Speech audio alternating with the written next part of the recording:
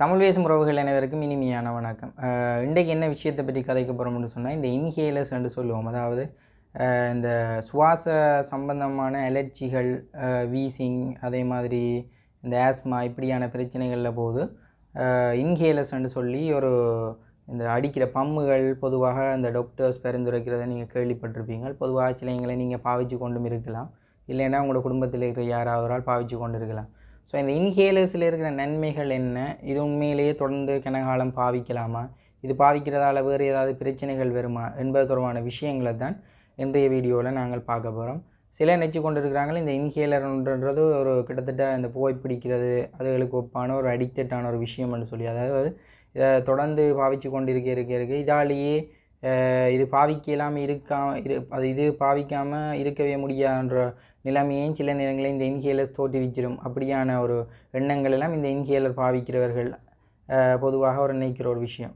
பல சமயங்களில் இது நான் நேரடியாகவே நோயாளர்களோட வாயாலே இதை கேள்விப்பட்டும் இருக்கிறேன். சிலைங்களை நாங்கள் இந்த இன்ஹேலர்ஸை பாவிக்கணும்னு சொன்னால், இல்லை இது பாவிக்கிறதால சிலைங்களை நான் தொடர்ந்து லாங் டேர்மாக பாவிக்க வேண்டி வந்துடும், நான் இதுக்கு அடிக்டாக வாய்ப்புகள் இருக்குது, பக்கத்து வீட்டால் இப்படித்தான் கனகாலமாக பாவித்து கொண்டு இருக்கிறேன் அப்படின்றலாம் சொல்கிறதெல்லாம் கேள்விப்படுறேன். ஸோ அது தொடர்பான பிரச்சனைகள், இது தொடர்பான விளக்கங்கள், இது தொடர்பான சந்தேகங்களை தீர்க்கிற பதிவாகத்தான் இன்றைய வீடியோ பதிவு அமைய போகுது. ஸோ இன்றைய வீடியோக்குள்ளே போகிறதுக்கு முதல் இப்போ தான் எங்களோட சேனலுக்கு முதலாக வாரீங்கள், இல்லாத ஏற்கனவே பார்த்து கொண்டு இருக்கிறீங்கன்னு சொன்னாலும் பிரச்சனை இல்லை. கீழே சப்ஸ்கிரைப் பட்டன் ஒன்று இருக்குது, அந்த சப்ஸ்கிரைப் பட்டன் அமர்த்தி கொள்ளுங்கள். கூடயே பெல் பட்டன் இருக்குது, அதையும் கிளிக் பண்ணிக்கொள்ளுங்கள். நான் போகிற தகவல்களை உடனுக்குடனே பார்த்துக்கொள்ளக்கூடிய மாதிரி இருக்கும். ரைட், விஷயத்துக்குள்ளே போவோம். ஸோ பொதுவாக பார்த்தோம்னா இந்த சுவாசம் தொடர்பான பிரச்சனைகள் பொதுவாக எதால் ஏற்படுகின்ற அலர்ஜிக் இன்ஃப்ளமேட்டரி டிசீஸ் என்று சொல்லுவோம். இந்த அலர்ஜிக் அதுகளால் தான் பொதுவாக ஏற்படுகிறது. அலர்ஜிக் ரியாக்ஷனால், அதாவது தூசுகளாக இருக்கட்டும், இல்லை வெளிப்புற காரணிகள், வேறு ஏதாவது இந்த உங்களுக்கு ஒவ்வாமையான ஏதாவது கெமிக்கல்கள் அதுகளை மணக்கும் பொழுது உங்களுக்கு இந்த இன்ஃப்ளமேட்டரி டிசீஸ், குறிப்பாக இந்த பனிகாலங்கள்லையும் சிலைங்களையும் இந்த ஆஸ்மா, வீசிங் போன்ற இந்த இன்ஃப்ளமேட்டரி டிசீஸ் ஏற்படுறதுக்கான வாய்ப்புகள் இருக்குது. ஸோ இதுகளை ரிலீவ் பண்ணுறதுக்காக சுவாசம் சம்பந்தமான மருந்துகள் சிலதுக்கு பாவிப்பார்கள். அதாவது ப்ரோங்கோடைலேட்டஸ் என்று சொல்லப்படுகிற மருந்துகளாக இருக்கட்டும், ஸ்டீராய்டு என்று சொல்லப்படுகிற மருந்துகள், இப்படியான மருந்துகள் எல்லாம் பொதுவாக பாவிப்பார்கள். எந்த மருந்துகளை எடுத்துக்கொண்டாலும் பக்க விளைவுகள் என்பது இருந்து கொண்டு தான் இருக்கும். அதை முதல்ல நீங்கள் ஏற்றுக்கொள்ளணும். இப்போ ஸ்டீராய்ட்ஸ் என்று எடுத்துக்கொண்டால் பொதுவாக உங்களோட உடலில் வெயிட் கெயின், அதாவது உடல் நிறை அதிகரிப்பதற்கான வாய்ப்புகள் பொதுவாக இருக்கும். அதே மாதிரி ப்ரோங்கோடைலேட்டஸ் அதுகள் யூஸ் பண்ணும் பொழுது சிலைங்களில் டெக்கிகார்டியான்னு சொல்லப்படுகிற இருதய துடிப்பு வீதங்கள் அதிகமாக இருக்கிற அரித்மியான்னு சொல்லப்படுகிற பிரச்சனைகள், இதை விட பல்பிட்டேஷன் என்று சொல்லப்படுகிற அந்த படபடப்பு தன்மைகள், இப்படியான பிரச்சனைகள் எல்லாம் இருக்கிறதுக்கான சந்தர்ப்பங்கள் இருக்குது. ஸோ இந்த இன்ஹேலர்ஸ் கண்டுபிடிக்கப்பட்டது எப்போன்னு சொன்னால், கிட்டத்தட்ட உங்களுக்கே தெரியும், ஆரம்ப காலத்தில் கனகாலமாக வீசிங் இருக்கிறார்கள் இல்லை ஆஸ்மா இருக்கிறார்களுக்கு தெரியும். நீங்கள் ஒரு 15-20 வருஷங்களுக்கு முதல் குளிசைகள் இடக்கிட உங்களுக்கு ஆஸ்மா வர்ற நேரம் குளிசையை போடுவீங்க. பிறகு ஆஸ்மா ஸ்டாப் ஆகின உடனே குளிசைகளை கண்டினியூ பண்ண மாட்டீங்க. பிறகு திருப்பி ஆஸ்மா வர நேரம் ஹாஸ்பிட்டலுக்கு போவீங்க, குளிசைகள் தருவார்கள், போடுவீங்க, அதுக்கு பிறகு ஸ்டாப் பண்ணுவீங்க. இப்படியான ஒரு ரொட்டேஷனில் தான் அந்த காலங்களில் இருந்திருக்கு.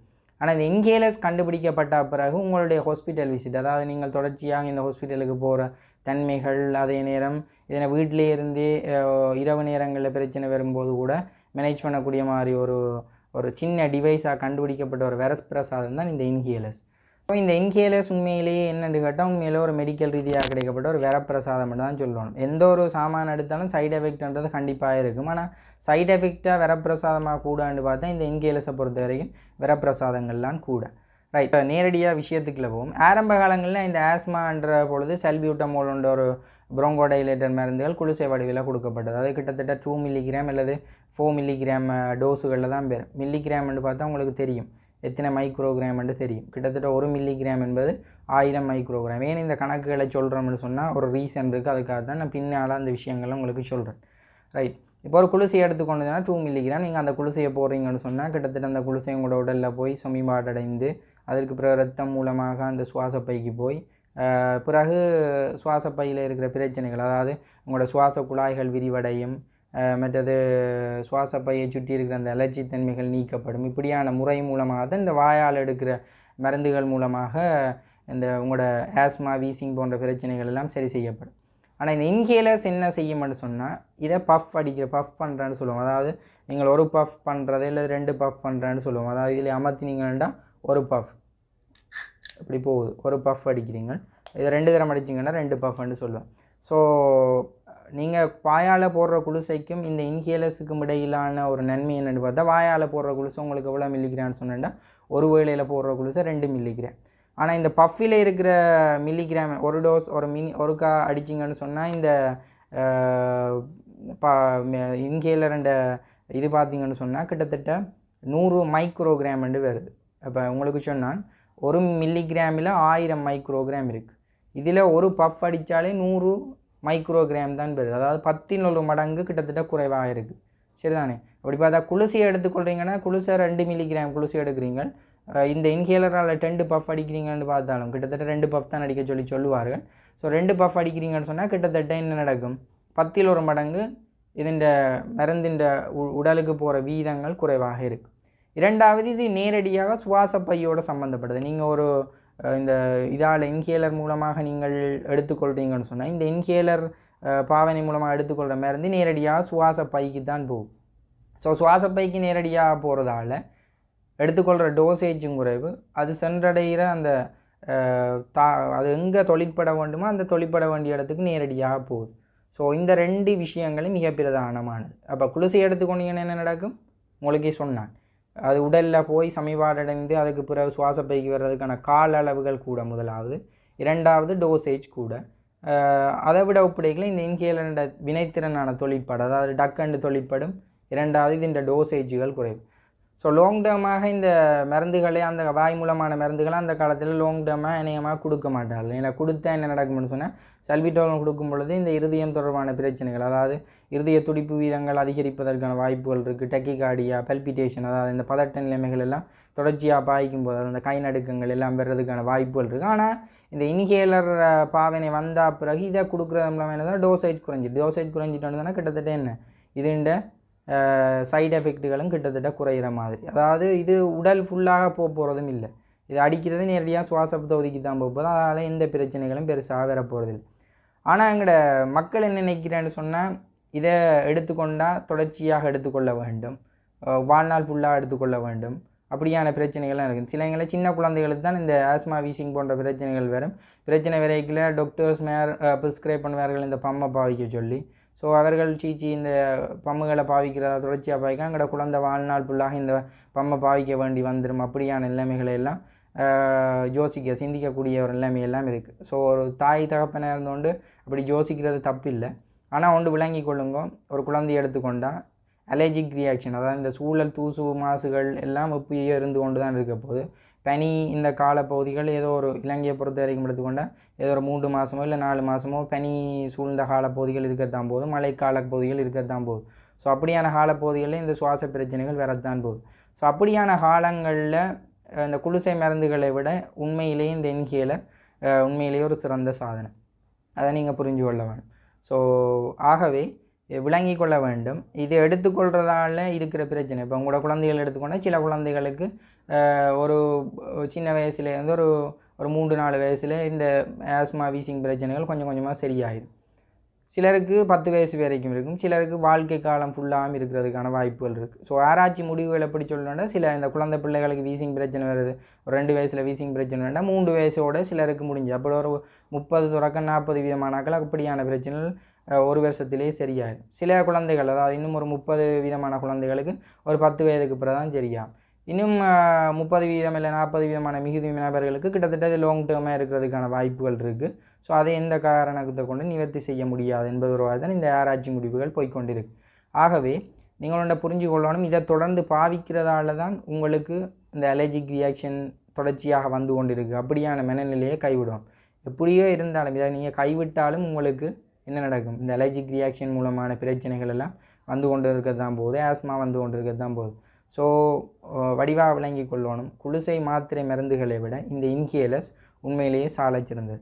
ஸோ இந்த இன்ஹேலரில் பார்த்தோம்னா இது மீட்டர் டோஸ் இன்ஹேலர்னு சொல்லுவோம். இதில் உண்மையில் இதன் மூலமாக எடுத்துக்கொள்கிற மருந்துகள் என்ற அளவு உண்மையிலே குறைவு.